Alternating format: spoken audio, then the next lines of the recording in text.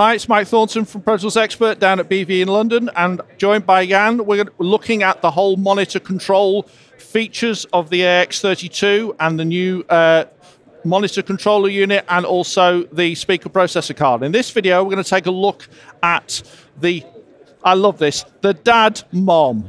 I mean, wonderful. But there we go. I'm sure I wasn't the first person to spot that little one, but hey. So, Jan, how does this tie into both this and the software?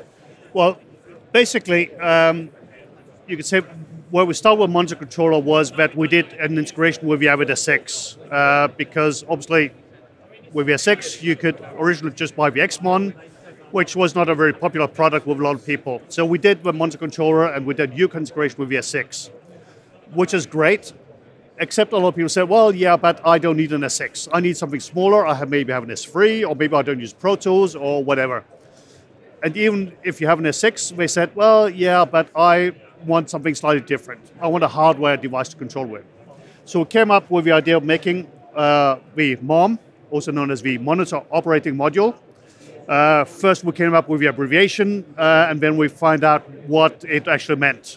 Took a couple of years, but we got it sorted out. So yes, so the MOM is basically a remote control for our monitor controller, of the ProMon software we saw before. And again, we've tried to make it flexible in the sense that we have 10 keys which are all user programmable. So rather than having a dedicated key which says this input and this output and so on, you can go in and program it to whatever functionality you want it to have. And we even have 4 different layers, so you have 4 layers of 10 keys which gives you a total of 40 functions. On the back, we have a network connector for communication, which is also providing power if you use Power or Ethernet, or a separate power input. And we also have an input for an external switch, a foot switch, or just to have a remote talkback button or other things like that. So just to show you how we program that, it's very simple. Again, we go to our software. We have programmed our monitor control functionality with our sources, outputs, fold downs, etc. And then we simply go to a section called MOM, where we have a unit with the 4 different layers. And then for each layer, we can go in and program the functionality. So in this case here, I've gone in and said, okay, now switch number 1 or key number 1 is controlling my control room and selecting my Atmos output. My next key selects my 5.1 output, and so on. And then I've gone on my second layer, and I've, in this case, programmed all my sources.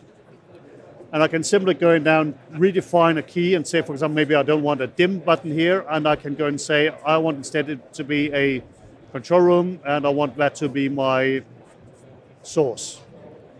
So now the dim button on layer 2 is programmed to be a source selection. So I can reprogram that exactly as I want it and to have the keys in the position where I want it to be. I'll just go to layer 1, and I can select my different speaker sets and have my volume control. Switch to layer 2, where I have my sources, and now I can simply select the different sources that I want.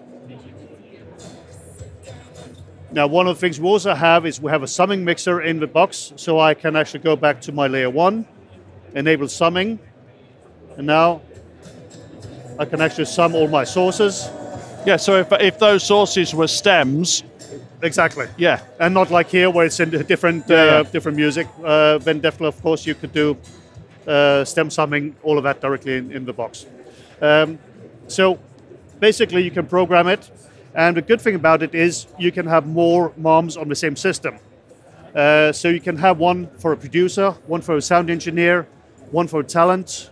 The biggest system we've done right now is 5 different MOMs on the same system. Again, each of them programming the small control room on themselves. So they have that full flexibility. But still, because the talkback function is a global thing, everybody can access that and talk to a talent during the production. But it can also be that if you have a screening room, then you can put a remote control there and adjust volume in that room, and so on. So basically, it's everything from a single operator to a multi-operator. And what is nice as well is if you do have a UConn control surface like an S6, it will also be synchronized with that one. So you press the dim button on VS6, well, this one follows and vice versa. And so, yeah, it's tally. So you see that dim button light if you press it on the S6. But again, you don't necessarily need an S6 to use this. You can use just as a standalone monitor controller and use with Sequoia or Rendo or whatever you use it with. So that's just as much that. So it's really a flexible, program it as you want to use it and with functionality you want it. And yeah, that's it. Great. Okay, well, that's the second in this series of 3 videos looking at monitor control with the AX32, the DADman software, the DAD MOM, and then in the last video, we'll be looking at the speaker correction card that goes in this system. It's been Mike Thornton from Pro Tools Expert at BVE in London.